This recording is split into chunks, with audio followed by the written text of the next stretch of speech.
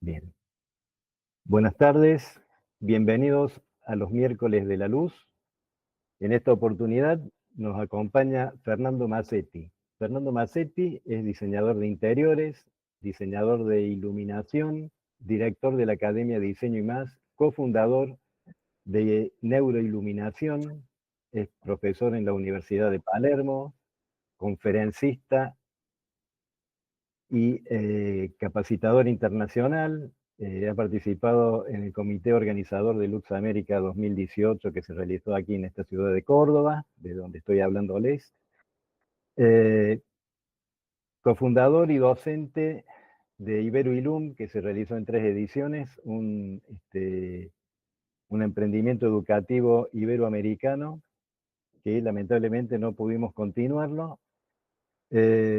Es columnista en Illuminet México, en Architecture de España. También les comento que no es un improvisado, hace 40 años que está con la luz y tuve el gusto de compartir su festejo cuando dio una charla aquí en Córdoba, en Casa Foa, que después vamos a hacerte algunas preguntas respecto de eso, Fernando. Perfecto. Me gusta, esto es brevemente la bio de Fernando, pero me quedé con unas palabras que por ahí encontré que dijiste, que para las nuevas generaciones el mundo que viene no es un nuevo mundo, sino que es el único mundo, y eso es pensar un poco en el futuro y en los que van a venir. Bueno, Fernando, la luz en los estilos arquitectónicos y decorativos. Adelante. Bueno, muchas gracias, Rubén. Y bueno, efectivamente tengo ya un largo camino en el mundo de la luz y bueno, es una pasión. Muchos de ustedes me conocen, nos conocemos de alguna instancia educativa o personal, así que bueno, un placer poder compartir este ciclo que estamos llevando adelante en la Asociación Argentina de Luminotecnia, llamado Los Miércoles de la Luz. Y bueno, un placer para mí poder compartir esta pasión por la luz y en este caso enfocado en la luz y la relación con los estilos arquitectónicos y decorativos. Ahí asocio la parte de diseño interior, a la cual me he dedicado toda mi vida, hace muchos años que me dedico al diseño interior, pero también acompañando con la iluminación. Entonces son dos áreas con la cual me siento cómodo porque la considero un solo aspecto dentro de un proyecto de interiorismo. Y los estilos arquitectónicos, obviamente, relacionados con todo esto, ¿sí? Vamos a hacer un largo recorrido, simplemente una pequeña introducción, vamos a hacer un largo recorrido. Ahí está pasando, Rubén. Sí, perfecto. Sí, ok.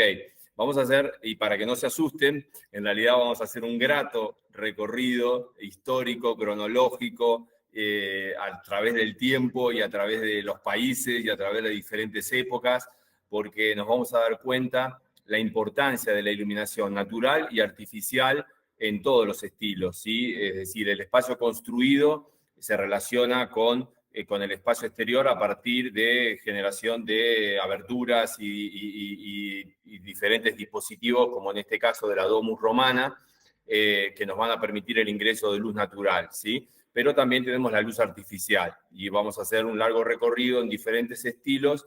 Creo que es muy largo el recorrido, fui muy ambicioso con la preparación, vamos a ver si alcanza para poder presentar todo, pero pretendemos llegar hasta a hoy. Empezamos con la Domus Romana, esta Domus es una de las 3 tipologías de casa del Imperio Romano, estamos hablando siglo I, y esta es una construcción que podemos considerar como una clase media acomodada, ¿sí? Que había 3 categorías en el Imperio Romano y esta era una residencia que básicamente se componía de algunos elementos que tienen que ver con la luz natural y con el aire, ¿sí? Con el ingreso del aire en una casa que estaba toda rodeada de muros, ¿sí? En el Imperio Romano había en Roma sobre todo, que era una ciudad sumamente caótica, había muchos problemas de seguridad, nada nuevo a nuestros tiempos, y entonces las casas alrededor no tenían ventanas en los muros, sino que el ingreso de luz natural se hacía por esta abertura en el techo, que ahí estamos viendo el impluvio, y el compluvio, que es donde se recepcionaba el agua que caía en un vertedero que estaba en el suelo, ¿sí? Una pequeña pileta que eso después se destinaba para riego, para uso, para limpieza y demás. Y en el fondo de esta domus romana también un patio, ahora lo vamos a ver, que también tenía el ingreso de luz natural por la parte superior. Estos son representaciones, a la derecha una representación de la vida romana, del impluvio justamente, y a la izquierda un descubrimiento en Pompeya, donde se descubrió mucho de estas residencias, donde podemos ver justamente este sistema de ingreso de luz y de agua que se almacenaba en ese reservorio. Esto es en Pompeya.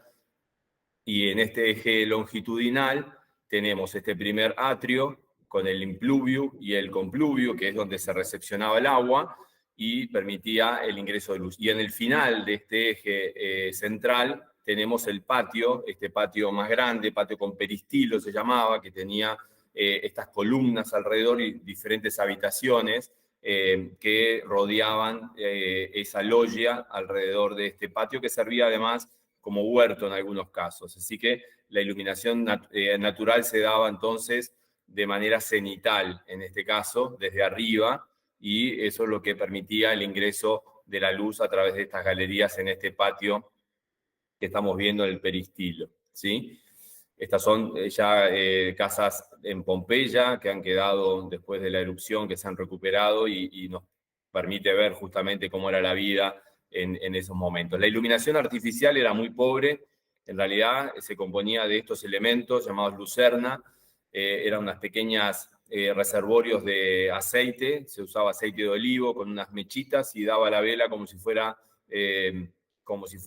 la luz de un fósforo, más o menos, para que tengan una noción. Se han encontrado miles de estos en todo lo largo del Imperio Romano, en diferentes ciudades y territorios, y todos tenían algún tipo de inscripción, como estamos viendo, algunas leyendas o alguna evocación, alguna batalla o algún emperador o alguna cuestión evocativa de los logros del Imperio Romano. Pero básicamente esto era toda la luz artificial con la que contaban. También se disponía en esta especie de estandartes y también se colocaban como colgantes, como estamos viendo a la derecha, ¿sí? Acá tenemos una representación justamente de lo que hoy conocemos como el comedor. Esto es el triclino, se llama. Se comía así recostado en estos muebles, con las mesas por delante, y acá vemos justamente atrás, en las esquinas, estas lucernas apoyadas en estos trípodes, ¿sí? Esa era toda la iluminación que había en esos espacios del Imperio Romano.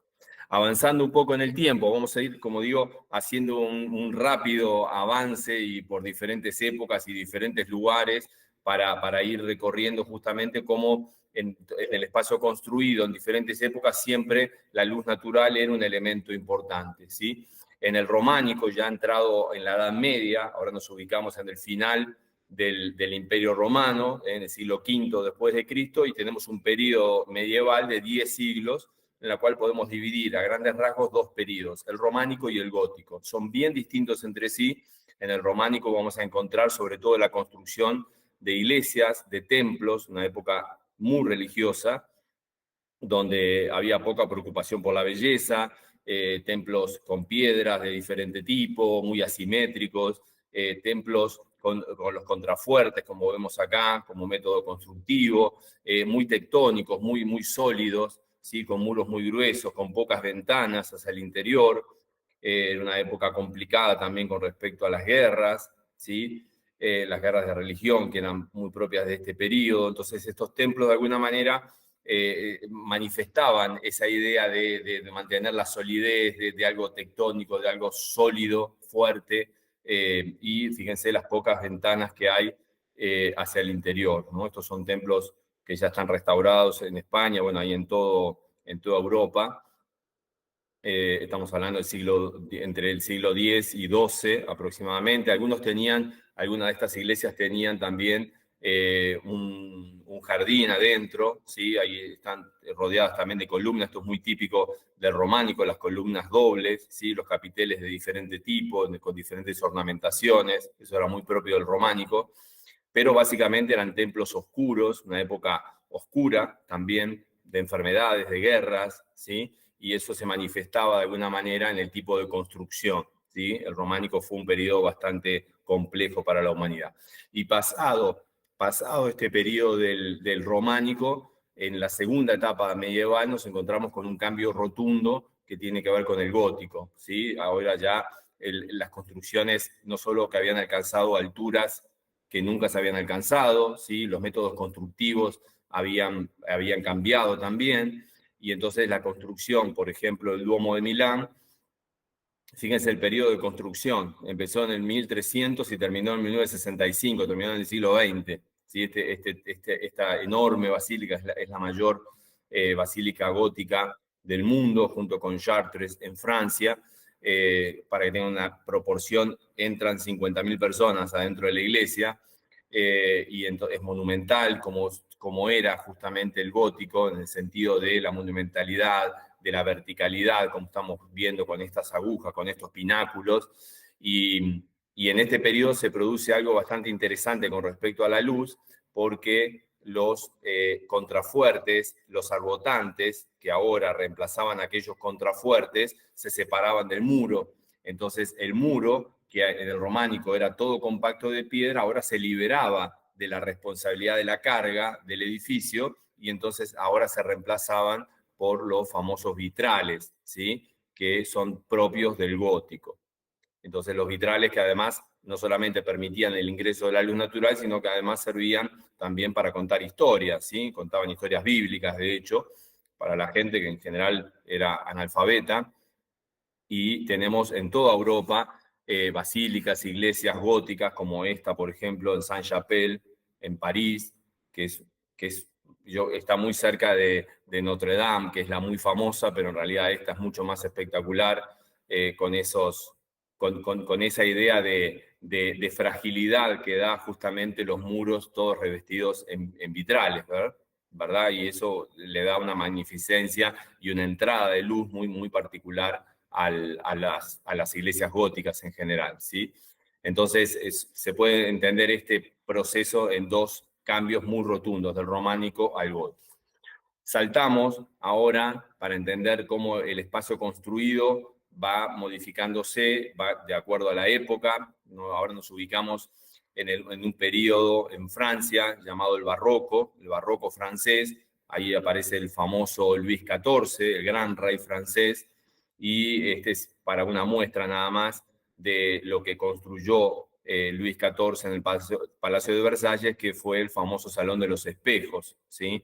Estaba obsesionado Luis XIV con el tema de los espejos, y de hecho tenía espejos, no el espejo plano como tenemos hoy, eran pequeños pedazos de trozos, de secciones de espejo, y este salón justamente remite a la idea de la multiplicación de la luz natural, porque el recurso francés que vemos acá es justamente colocar en la pared opuesta a la entrada de luz natural espejos para que se multiplique la luz. Eso es típico de todos los estilos clásicos franceses, ¿sí?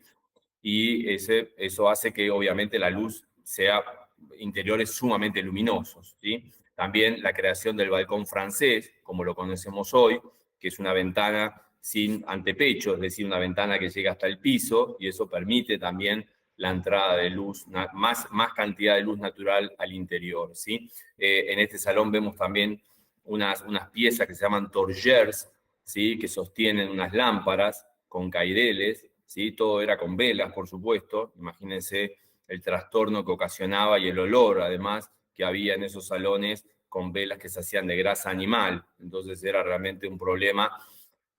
Hoy estas lámparas están recreadas con velas, pero ya tienen iluminación eléctrica, ¿verdad? Y estas son típicas lámparas arañas, barrocas, francesas, con caireles, ¿sí? Donde todo se multiplica, la luz, en términos que en general en los estilos clásicos franceses vamos a encontrar esta cuestión de los espejos, de los vidrios, de los cristales, de los caireles, ¿sí? Y eso es bien típico de todo el periodo, podemos decir, de los clásicos franceses, el periodo de los Luises, ¿sí? Ya al final de los Luises, el Luis XVI, el último rey, después viene la Revolución Francesa y aparece Napoleón, ¿sí? Que no era rey, pero era emperador, y nuestro amigo Napoleón, durante el periodo napoleónico aparecen dos estilos arquitectónicos y decorativos, que se llamó Directorio e Imperio, y es muy famosa esta araña, estilo imperio, que está inspirada en el imperio egipcio justamente, y por eso el nombre, y es muy típica el formato que tiene, ¿sí? Parece como una pera así alargada y es muy reconocible ese formato. Pasando, y como digo, estamos haciendo un largo y extenso recorrido y rápido viaje por diferentes lugares, pero nos quedamos en Francia y también es un periodo interesante, ya a fines del siglo XIX, donde vamos a encontrar un estilo llamado Art Nouveau. ¿Sí? El Art Nouveau fue un movimiento en Europa, hubieron 5 Art Nouveau en diferentes ciudades de Europa, muy distintos entre sí. En este caso es el Art Nouveau francés, donde vuelve otra vez el concepto del ingreso de la luz natural a través de vitrales, vitrales muy decorados, imitando la naturaleza, que justamente remiten a esa idea de romper el interior y el exterior, ¿sí? A través de estas figuras y de estos diseños que se van haciendo en los vitrales, ¿sí? Hay muchos ejemplos en Francia, tenemos diferentes Art Nouveau en Austria, en Escocia, estos en Bélgica, donde podemos ver justamente esa línea curva muy típica del Art Nouveau y estos vitrales que justamente son los que permiten el ingreso de luz. Fíjense que la luz natural, estos son unos almacenes, unos almacenes comerciales en Bélgica, que la luz natural entra por un vitral también de manera cenital, casi como una domus romana, en este caso cubierta con estos cristales translúcidos, ¿sí? Y permite el ingreso de la luz natural de manera cenital hasta la planta baja, donde encontramos además luminarias tipo de alumbrado público de hierro, de vidrio, propios de ese periodo. Ya estamos en la época industrial, de la revolución industrial, así que ya el hierro y el vidrio empieza a ser un material muy utilizado y el Art Nouveau lo tomó como tal para la construcción de sus edificios. Esto es muy típico de este estilo, este movimiento que se llama golpe de látigo, ¿sí? Que hace esta forma tan curiosa, tan sinuosa, propio del Art Nouveau francés, ¿sí? Y vamos a encontrar muchos ejemplos en Europa de este estilo Art Nouveau. Esta es una famosa casa de un arquitecto que se llamó Horta en Bruselas, y ahí se ve justamente el movimiento, la gracia que tiene, y en el caso de estos arquitectos, además, se encargaban del diseño de la casa, de la estructura, de todo el edificio, y también del mobiliario, y también de las luminarias, ¿sí? Por eso todo tenía un mismo lenguaje, todo estaba acompañando ese movimiento. También el Art Nouveau llegó a América, tenemos muchos ejemplos en Argentina, en Perú, en México, por ejemplo, como vemos acá en Argentina hay un montón de ejemplos de Art Nouveau que se fueron dando en diferentes ciudades, en Buenos Aires, en Rosario, en Córdoba, en Mendoza, y en este caso en México, el Gran Hotel México, que así está después de la restauración, de ese enorme techo con esos vitrales donde ingresa justamente la luz natural de manera cenital.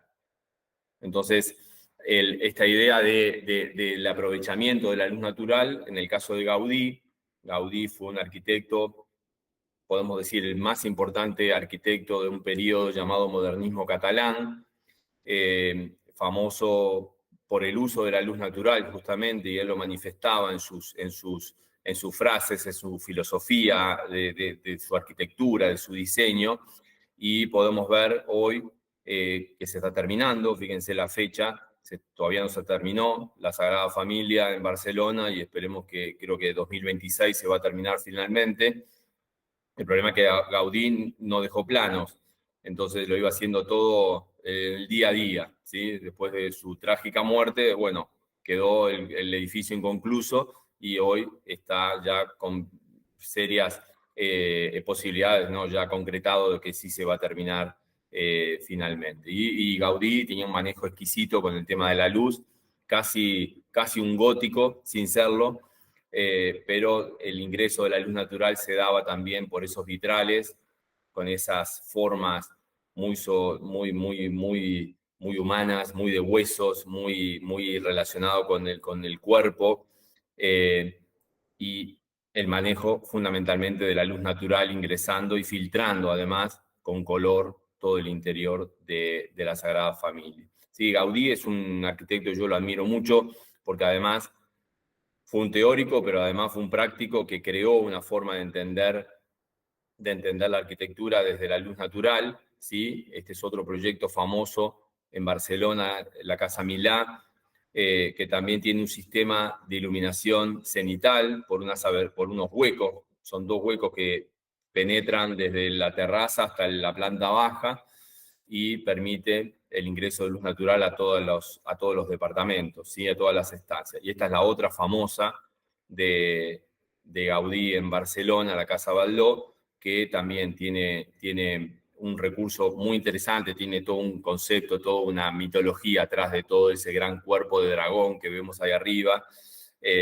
con las escamas y con todo el trabajo de trencadís, que fue una técnica que desarrolló Gaudí con pequeños pedazos de cerámica rota, como vemos pegadas ahí, o acá, por ejemplo. La técnica se llama trencadís. Y el recurso interesante, fíjense, las formas como huesos, como omóplatos, y el recurso interesante también de introducir la luz natural por el techo, ¿sí? Además, acá utiliza un recurso todavía más curioso, porque reviste todos los muros de estas entradas de luz cenital con azulejos que van de azul y a medida que van bajando los pisos hasta la planta baja, se van haciendo cada vez más claros, cada vez más blancos, ¿sí? Si él hubiera puesto los azulejos blancos arriba, seguramente sería demasiado brillante, entonces hace todo un degradé para el aprovechamiento de la luz natural sin que deslumbre, y todo eso permite la reflexión de la luz hacia adentro. Por eso los interiores de estas casas son sumamente luminosos, y tiene que ver justamente con ese recurso.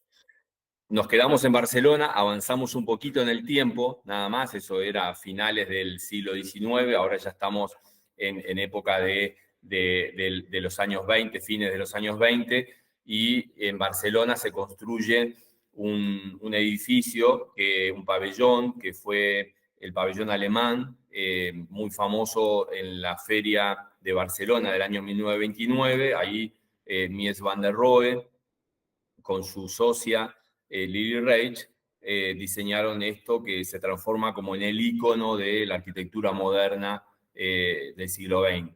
La utilización de mármol, de vidrio, de hierro, ¿sí? Sin columnas interiores, el uso de la luz natural, ya no solamente cenital como en este patio trasero, sino también a través de los vidrios, ya en vidrios transparentes, ya vidrios planos, que nos permiten justamente el ingreso de esa luz. Ahí también los famosos Barcelona 29, los sillones, ahí los vemos acá, que son creación, todo siempre atribuido a Mies van der Rohe, pero en realidad siempre se dice y casi está confirmado que son diseños de Lily Reich, que fue su alumna, socia, amiga, amante y demás, ¿sí? Y le debemos mucho a Lily Reich porque ella fue la encargada de conservar todos los dibujos que había hecho Mies van der Rohe, todos los planos, porque Mies van der Rohe dibujaba todo absolutamente, y tenía muchos planos que cuando él se va a Estados Unidos, después de la Segunda Guerra Mundial, después que cerró la Bauhaus, ella conservó todo eso. Por eso los documentos que tenemos hoy de Mies van der Rohe se los debemos a Lily Reich, que los conservó durante la guerra, ¿sí? Así que le debemos mucho a esta gran diseñadora, además, gran arquitecta. Y Mies van der Rohe, en su etapa post-Bauhaus, él fue el director de la Bauhaus, uno de los directores de la Bauhaus. Cuando el nazismo cierra la Bauhaus, estos profesores, directores salieron de Alemania, y Mies van der Rohe terminó en Nueva York primero y después en Chicago, donde ahí desarrolla esta segunda escuela, podemos decir, de arquitectura, después de Sullivan, de arquitectura con estos prismas de acero y de vidrio planos, con muro cortina, típicos de Chicago. Hoy Chicago es esto, y se lo debemos a Mies van der Rohe. También asociado con Philip Johnson, el famoso edificio Seagram en Nueva York, con ese mismo criterio de muro cortina, y en estos periodos de esta arquitectura moderna, como se la conocía en ese momento, o arquitectura diseño internacional se lo conocía también, la Casa de Cristal de Philip Johnson también forma parte de eso, ¿no? El aprovechamiento y quizás hasta exagerado, ¿no? El uso de la luz natural, porque estas casas eran invivibles en términos de residencias privadas, ¿sí? Eran casi ejercicios arquitectónicos de luz natural, pero para la vida cotidiana realmente era sumamente complicado, ¿sí? También Mies van der Rohe tiene casas parecidas a esta, la famosa casa Farnsworth, que también tuvo 1000 problemas con la dueña porque no se podía vivir ahí, pero bueno, son todos de alguna manera ejercicios arquitectónicos que plantearon una nueva manera de entender la arquitectura y el uso de la luz, no solamente natural, sino artificial. En este periodo aparece un gran iluminador que trabajó con Mies van der Rohe, que fue Richard Kelly, que podemos decir que es el fundador de la iluminación arquitectónica, ¿sí? De hecho, esta casa está iluminada con conceptos de Richard Kelly. La luz, los materiales y las texturas. Vamos a asociar varias cuestiones en este paseo arquitectónico, ilumínico y de estilos decorativos que estamos recorriendo. Y es algo interesante ver cómo en diferentes épocas y en diferentes estilos el uso de la luz natural era un requerimiento fundamental. Es decir, nosotros estamos creando un espacio, una caja arquitectónica, y tenemos que permitir de alguna manera ese ingreso de luz natural. ¿Qué pasa en la India, por ejemplo? Está el problema de la carga térmica, ¿sí? Que si abrimos muchas ventanas va a entrar luz, ¿sí? Pero va a entrar mucho calor también. En este famoso Taj Mahal, fíjense el periodo donde estamos ubicados, hay un sistema que todavía hoy se sigue usando y parece muy moderno, pero en realidad tiene más de 5 siglos, se llama Hali, que es un sistema de membrana que se colocan en las ventanas que permiten el ingreso de la luz natural de manera difusa, pero por el espesor que tiene este Hali, justamente impide que entre el calor. Entonces se produce ese bloque, ese corte térmico, digamos, pero sí permite la entrada de luz natural. Y entra una luz muy suave, muy difusa, que forma parte de la cultura hindú, y en este edificio moderno, hipermoderno de Microsoft en Nueva Delhi, usan este tipo de membranas que parecen decorativas, pero en realidad están formando parte de toda una cuestión cultural que tiene que ver con un elemento que para esa sociedad es algo habitual encontrarlo, ¿sí? Acá lo tenemos en el edificio de Microsoft, justamente representado acá, por ejemplo, con sombras en la recepción del edificio. Y también en estos países, acá estamos ya en el mundo árabe, el problema es el calor, ¿no? Entonces, claro, uno dice, abrimos ventanas, ponemos vidrio, pero el problema es que el edificio sería muy ineficiente si está todo refrigerado con aire acondicionado. Esta masravilla es un sistema de sombreado que es muy interesante, que viene de épocas antiquísimas, cómo se revestían las casas, con estas pequeñas perforaciones que permitían la visión desde adentro hacia afuera, no desde afuera hacia adentro, y además permitían el ingreso de luz natural, pero no el calor. Y fíjense cómo trasladado a estas torres hipermodernas, con un sistema de membranas cinéticas, porque esto tiene todo un sistema automatizado que se van cerrando y abriendo en esta doble piel, como estamos viendo, que permite la separación térmica del edificio con esa membrana, y además son cinéticos, ¿sí? Y este mismo concepto, fíjense cómo los arquitectos, en este caso Jean Nouvel, toma esos conceptos muy antiguos y los traslada a edificios modernos, ¿no? El famoso Instituto del Mundo Árabe en París, Jean Nouvel creó un sistema también de una membrana cinética que se va cerrando y abriendo como si fuera el diafragma de una cámara fotográfica, y permite justamente el control de la luz natural, ¿sí? Ahí vemos el dispositivo, está todo automatizado, obviamente, nadie va a andar moviendo a mano todo esto, y permite justamente el control de la luz natural hacia el interior. También Jean Nouvel hizo algo fantástico, en este caso se puso el desafío de hacer un gran domo, ¿sí? en la sucursal del Louvre, en Abu Dhabi, y en este caso este gran domo tiene 180 metros de diámetro y creó un sistema de varias capas también que van permitiendo la entrada de luz natural hacia el interior y bueno, el espectáculo es más maravilloso que las propias obras de arte que hay ahí. No estuve en ese lugar, pero sí gente amiga que estuvo y se han quedado horas ahí porque era todo un espectáculo este movimiento, porque además se va moviendo el sol y va cambiando todas las texturas en el interior. Así que Jean Nouvel recupera de alguna manera esas tradiciones culturales, arquitectónicas del pasado y lo traslada a un edificio hipermoderno, ¿sí? En este caso, una remodelación del Estudio Herreros es muy famoso.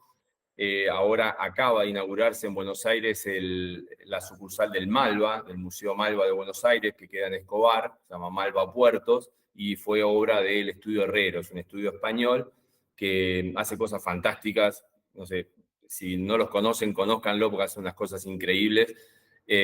Sobre todo museos, hicieron el museo en Noruega, el Museo Munch, por ejemplo, y acá hicieron un recurso bien interesante también, como una doble capa a un edificio que ya estaba construido y justamente esta penetración de luz controlada permite tener una filtración y casi le hicieron como una malla de crochet alrededor del edificio que estaba construido, ¿sí? La luz y el color, ¿sí? Son relación intrínseca, no se pueden separar, ¿sí? El color es luz, de hecho, ¿sí? El color es luz reflejada, así que no hay que quedarse enamorado del color solamente, sabiendo que es la luz lo que nos permite ver los colores. Y hay arquitectos que, por ejemplo, Luis Barragán en México, que se han destacado sobre todo por el uso de la luz y el color. A Barragán se lo conoce por el manejo del color, ¿no? Dice eso, Barragán es un genio del color, lo era, lo fue, pero también es un genio de la luz, ¿sí? Porque él entendía la luz entrando a esos espacios interiores, como en la famosa casa Gilardi, que fue la última que hizo, ya cuando tenía ya 80 años.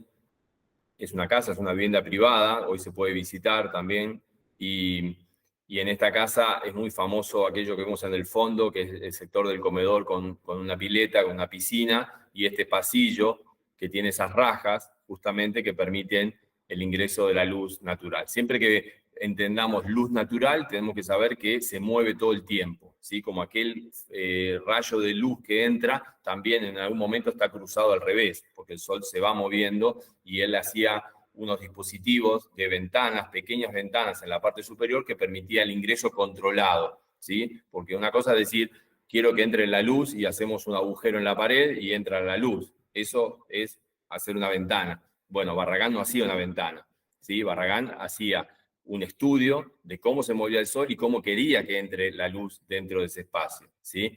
Fíjense las variaciones que hay casi morfológicas de la luz en el espacio, el manejo de las texturas también, porque Barragán entendía el tema de las texturas como un elemento clave. Y bueno, no sé, yo lo admiro mucho a Barragán y si no lo conocen, conózcanlo, toda la obra, porque es fantástico lo que ha hecho con ese color. Ahí vemos el famoso rosa mexicano. Fíjense como esos hilos de luz que se van moviendo además todo el tiempo, ¿sí? No estamos viendo una foto, pero el tiempo es una película que va pasando y nos permite tener muchas variantes en ese sentido. Ahí tenemos la terraza, fíjense cómo era muy sobrio los interiores, no eran demasiado lujosos ni nada de eso, y tenían dispositivos en las ventanas, por ejemplo, que permitían el control de la luz natural con ese dispositivo de dos partes, ¿sí? Algo curioso con Tadao Ando, este arquitecto que admiraba mucho a Barragán, y es muy curioso porque el año pasado, 2022, bueno, los últimos 2 años, una cosa así, me contó un amigo mexicano esta historia que Tadao Ando que es un gran arquitecto japonés, vivió una semana en la casa que acabamos de ver. Fíjense que Tadao Ando, que es también un arquitecto muy preocupado y con un manejo exquisito de la luz natural en sus interiores, quería entender cómo lo había hecho Barragán, ¿sí? Los dos son premios Pritzker, los dos son famosos, ya Barragán lamentablemente ya no está, pero Tadao Ando quería saber cómo lo había hecho Barragán, ¿sí? Así que fíjense cómo hay en otro estilo totalmente distinto, porque Barragán trabajaba el color, trabajaba una cosa mucho más mexicana, si se quiere, de más texturas, y en el caso de Tadao Ando trabaja mucho más el minimalismo, más el brutalismo, ¿sí? En la textura. Pero ahí está el punto de conexión, y el punto de conexión es la luz natural. Como vemos en esta casa, donde estas variantes de reflexión de la luz, de entrada rasante de la luz, permite iluminar los espacios de manera controlada, por supuesto, ¿no? Así que, bueno, ahí tenemos esa conexión Tadao Ando Barragán en estilos distintos, pero con el nexo de la luz natural. Y quedándonos en Japón, tenemos varios estilos decorativos propiamente que están muy relacionados a la luz. Por ejemplo, el estilo Zen, que trabaja sobre todo con luz difusa, ¿sí? Donde vemos estos paneles muy típicos de papel, que la gente en general le dice papel de arroz, pero es un papel que se llama papel yoshi, se llama, que es un papel que permite difuminar la luz, permite el paso de la luz, pero a la vez de manera bien difusa, bien controlada. Por eso los interiores Zen, en este estilo decorativo, son en general sin grandes contrastes de luz. Es más bien una luz difusa que ilumina de manera homogénea. Ahí se destaca este señor, que se llamó Isamu Noguchi, que fue un arquitecto y escultor muy famoso en los años 50 porque él, como hijo de japonés, él era americano, pero su papá era japonés, e introduce en Estados Unidos este material, justamente este papel, que estaba inspirado creó estas lámparas, inspirado en los candiles, en los farolitos que usaban los barcos de pesca en Japón. Y eso fue muy llamativo en los años 50 en Estados Unidos, y él hizo mucho trabajo, él era un gran escultor además. Tuve la oportunidad de estar en el museo de él, donde él vivía, ahora es un museo, el Museo Noguchi, que queda en Queens, en Nueva York, y es impresionante la capacidad de trabajo que tenía, porque tiene una cantidad de esculturas impresionante, y a veces se lo conoce solamente por esta serie de lámparas que se llamó Akari, que se llama Akari. Akari significa luz en japonés, o claridad, y todavía se siguen fabricando, ¿sí? Este es el showroom justamente del Museo Noguchi en Queens. Haciendo un salto, el estilo escandinavo, o nórdico también, promueve justamente el aprovechamiento de la luz natural, porque en estos países sabemos que tienen poco, sobre todo en épocas de invierno, tienen poco ingreso de luz natural, entonces se favorece justamente que no haya cortinas, que haya grandes ventanales, que los espacios sean blancos, que sean claros para que se multiplique la luz, y tiene que ver con un estilo que es en general muy bien aceptado, ¿sí? Vean esta lámpara que está acá a la derecha, acá está de pie, ahora la voy a volver a mencionar, pero recuérdenla por la forma que tiene la pantalla, ya van a ver por qué. Y ahí podemos destacar, a mí se me ocurre en este juego de estilos decorativos e iluminación artificial, en este caso, asociar algún tipo de luminaria en relación al estilo, ¿no? Recuerden que las luminarias tienen estilo, ¿sí? Francés, inglés, y en este caso estilo nórdico, ¿sí? Paul Henningsen fue un diseñador muy prolífico que hizo un montón de luminarias, entre otras cosas, para una empresa de Dinamarca. Ahí yo solamente tomé dos de las más famosas, la Artichoke o Alcaucil, y la PH5, que es una lámpara que es preciosa además. Son diseños que tienen un control del deslumbramiento perfecto. Esos son 72 láminas que ocultan la lámpara, pero a la vez permite la reflexión de forma indirecta de la luz. Y Jacobsen, también dentro de este estilo nórdico, también se destacó por diseño de mobiliario. Estos son dos de los más famosos diseños que hizo Jacobsen, también en Dinamarca, el sillón huevo y el sillón cisne del año 58. Fíjense que estamos fines de los 50, principios de los 60, y ahí lo vemos con una obra que fue el famoso Hotel SAS, que era una compañía aérea escandinava, que ahora ya no existe más, pero sigue funcionando como hotel, este edificio. Y lo curioso, en este caso, que hablando de interiorismo, que Jacobsen se encargó de todo el edificio y de todo lo que hay dentro del edificio. Es decir, diseñó todo el mobiliario, todas las alfombras, absolutamente todo. Y hay una habitación, hoy todavía, que se conserva original de la década del 60, que es esta que vemos acá, ¿sí? Que es una especie de homenaje perpetuo a la obra de Jacobsen en este hotel, que obviamente fue como un ícono para la arquitectura moderna de ese periodo, y también dentro de Dinamarca es uno de los representantes más notorios, ¿no? O el más, podemos decir, de ese momento, que fue un momento muy bueno para los países nórdicos, fines de los 50 y todos los 60 sobre todo. Jacobsen diseñó todo, como digo, hasta la vajilla, para que se haga una idea, los cubiertos, todo, los vasos, todo, diseñó todo. Hoy sería casi imposible pensarlo en ese concepto, ¿sí? Y ahí aparece, fíjense, el colgante que vimos recién de Paul Henningsen, y esta lámpara de pie, que yo se las mencionaba recién, que estaba en color blanco, que es muy famosa también, se llama AJ, no es nada original el nombre porque es AJ, que es Art Jacobsen, y todavía hoy se sigue fabricando. Tiene una forma muy particular, esta es la versión de pie, viene versión de lámpara de mesa, de aplique, ¿sí? Es un diseño clásico de luz directa y muy propia de este estilo. Así que ahí les muestro algunos diseños más. Tiene un control, es largo de explicarlo, pero tiene un control perfecto. Esto tiene efecto mixto, es indirecto, directo, y nada deslumbrante, ¿sí? Son lámparas que tienen un control perfecto del deslumbramiento. Y la verdad parecen decorativas nada más, que lo son, pero además tienen un control muy preciso ópticamente de la difusión de la luz, ¿sí?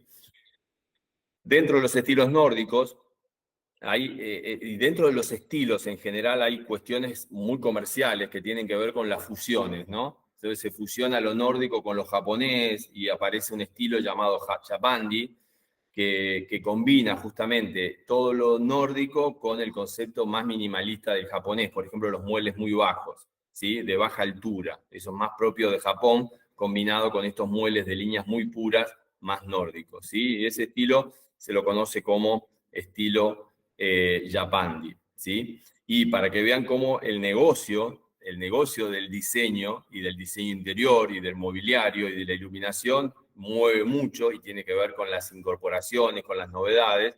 También el diseño nórdico, que en general es tan bien aceptado que se va fusionando con otros. Este es más raro todavía porque se llama Scandifornian, donde se combina lo escandinavo con lo californiano. Parece muy raro porque en Escandinavia hace un frío brutal y en California hace un calor tremendo, pero ahí está, ¿no? Fusionándose los dos en materiales, por ejemplo, se incorporan más plantas en este caso, ¿sí? Más elementos naturales también, pero ven, conserva toda esa línea escandinava, pero ya más relacionada un poco más a la naturaleza, ¿sí? Esta es la fusión Scandifornian, y a mí se me ocurrió que para este estilo podría funcionar bien este tipo de luminarias, con formas curvas, con madera, estas son en chapa de madera, por ejemplo, colgantes, lámparas de pie o plafones, ¿sí?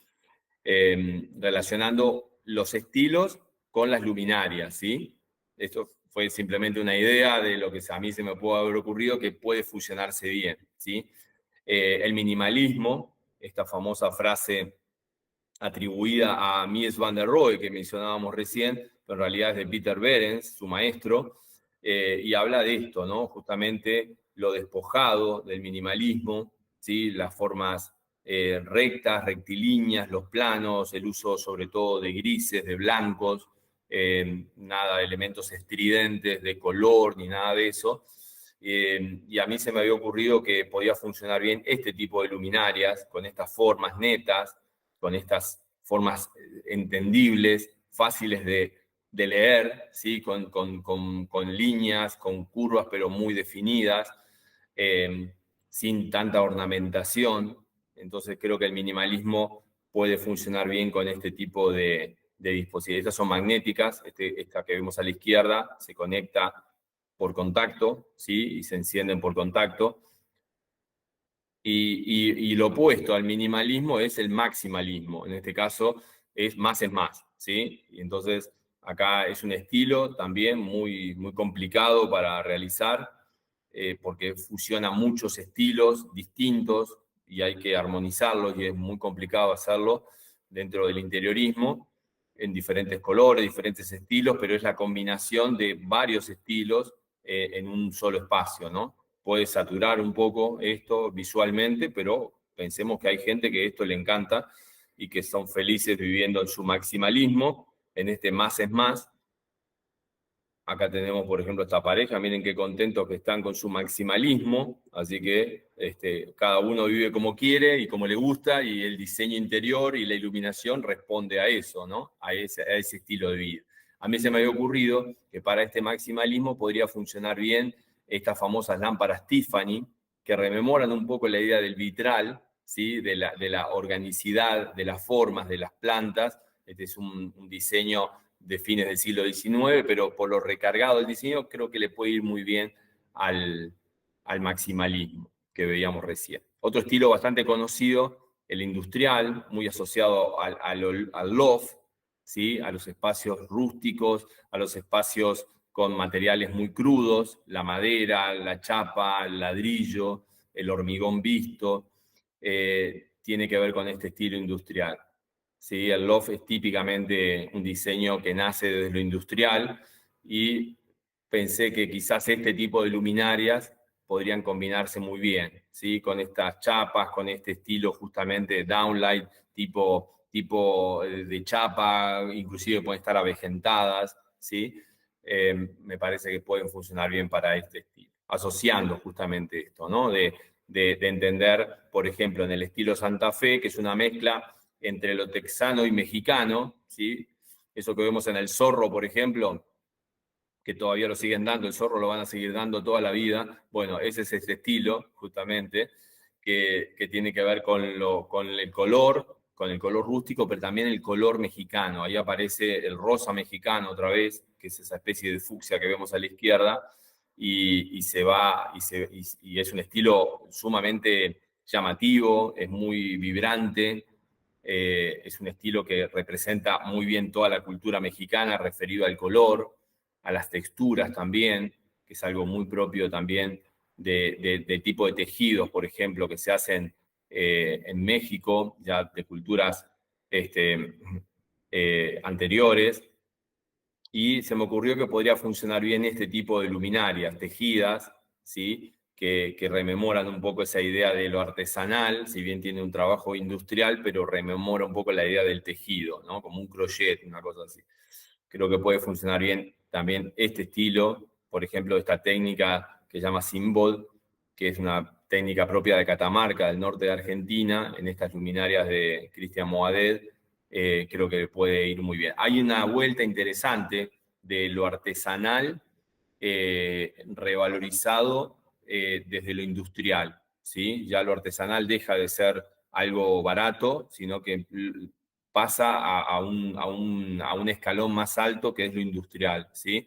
Y se hacen cosas bien interesantes como vemos en este caso.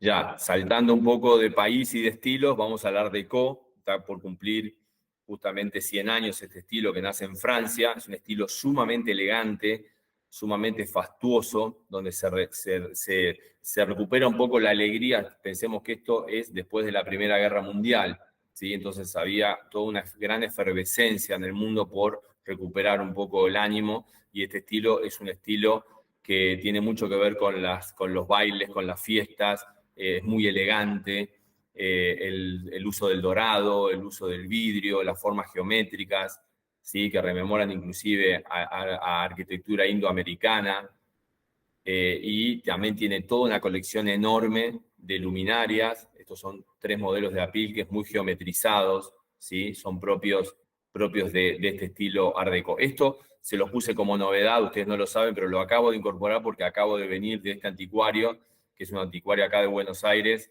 que trabaja sobre todo Art Deco y otro estilo que se llama Art Nouveau, que fue el que vimos hace un ratito, así que lo traje, lo acabo de incorporar unos minutos antes de la charla, estas luminarias que es una locura de Art Deco, sobre todo con plateado, con el cromado, con el vidrio, con la madera lustrada. Ahí vemos un colgante, una lámpara de pie o lámparas de mesa, ¿sí? Se trabaja la madera clara en general y el metal cromado, brillante, ¿sí? Como en este colgante que vemos acá con pantalla. Y damos un salto enorme ahora porque pasamos de la década del 20, nos adelantamos 100 años prácticamente en este estilo futurista, que en este caso pongo como ejemplo, hay muchos diseñadores con esta idea de futurismo de alguna manera, de plantear casi una vanguardia dentro de los estilos, que es proponer algo totalmente disruptivo, muy vibrante, de mucho color, puede ser un poco saturante también.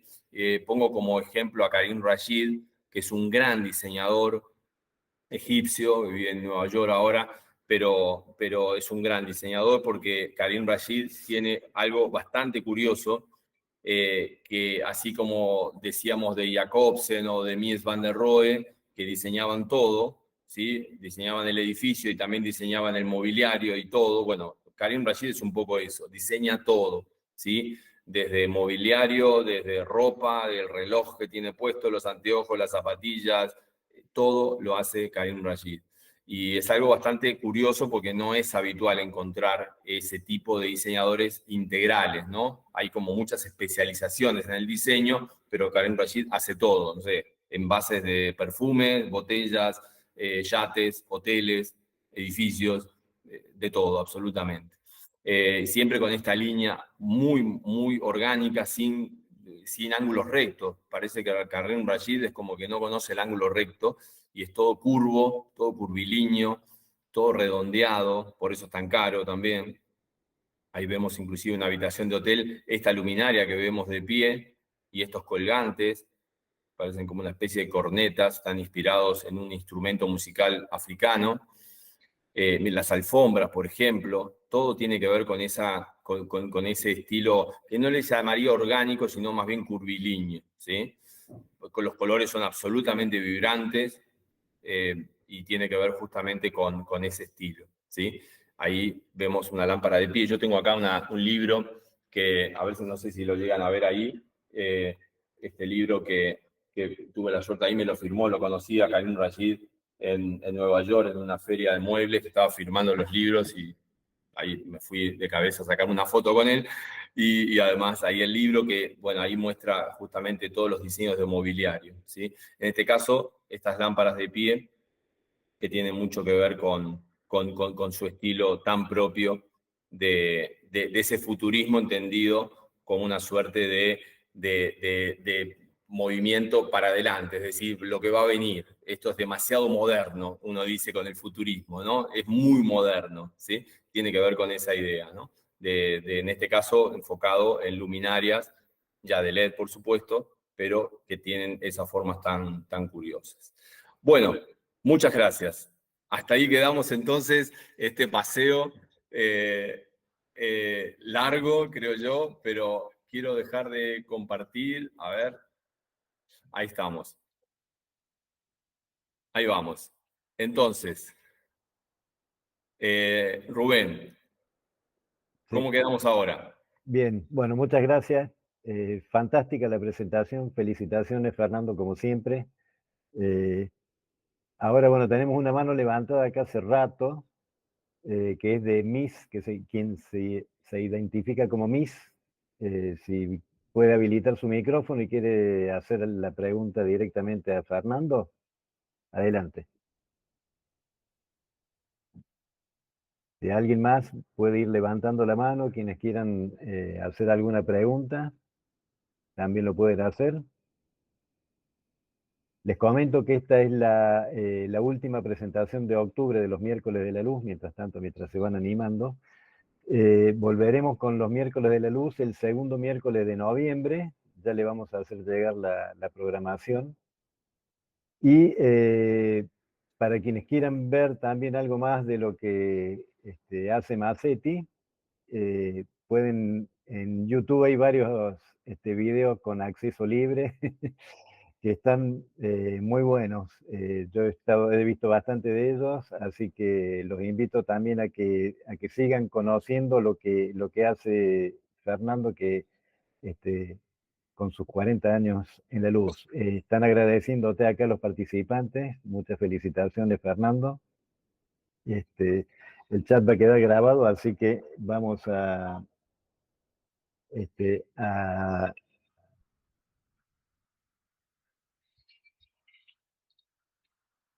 va a quedar Ahí, grabado, así que van a poder acceder próximamente. Así ahí que estoy viendo justamente los saludos, bueno, los comentarios, muchas gracias. Ahí, bueno, hay algunos asistentes conocidos, Marisol, Carolina, Cecilia, bueno, Guillermo, bueno, toda gente amiga de la asociación también, colegas, amigos. Así que bueno, muchas gracias. Gracias por los comentarios. Y bueno, no sé si hay alguna consulta o algún comentario que quieran agregar. Yo encantadísimo. bueno, no se animan, pero pueden enviarnos su consulta por mail y nosotros se las podemos acercar a Fernando. Bueno, entonces, Fernando, nuevamente muchísimas gracias por esta maravillosa charla. Nos quedamos asombrados con la calidad de la fotografía, muy bueno, aprendimos bastante, como siempre, cada vez que compartimos una charla contigo. Bueno, Eh, muchas será gracias. Muchas gracias, Rubén. bueno, Sí, fue un paseo rápido, intenso. Dimos saltos muy largos en tiempo y espacio, pero bueno, la idea era darles como un panorama general de cómo podemos asociar la luz y los estilos arquitectónicos y decorativos y cómo siempre hay hilos que van uniendo esto, ¿no? Y fíjense que en todos los estilos siempre está presente la luz, ¿sí? Así que ese fue un poco el objetivo de este rápido paseo por este estilo y arquitectónico y decorativo en relación a la luz. Así que bueno, un placer para mí.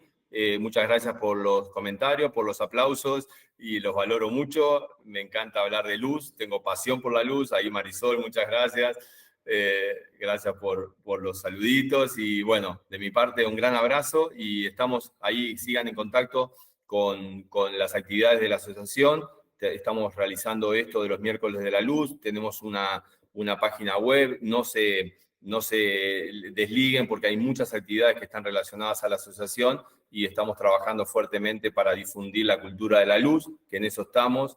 Y eso queremos hacer, compartirles la luz en el sentido de que hay mucho por aprender, mucho para abordar en términos de nuevas tecnologías y todo lo que se viene. Así que bueno, de mi parte un placer. Gracias Rubén, gracias a la asociación y a todos por la participación. bien, yo antes de despedirme quería comentarle que próximamente todos los asociados de ADL van a recibir el link a todo el ciclo para que puedan ver todo el ciclo de los miércoles de la luz, que son interesantísimas charlas de referentes nacionales de la iluminación y también de internacionales que han participado. Así que los invito a quienes no se han asociado, que se asocien al ADL. Estamos interesados en que en elevar el nivel de nuestros profesionales de iluminación y mucho conocimiento está aquí, está en la ADL. Así que bienvenidos a los socios, a los nuevos socios, a los recientes socios van a recibir toda la actividad del año de los miércoles de la luz. Será hasta el mes de noviembre. Muchísimas gracias por haber participado. Buenas noches. Gracias, muchas gracias. Abrazo a todos. Gracias. Gracias, adiós. Gracias.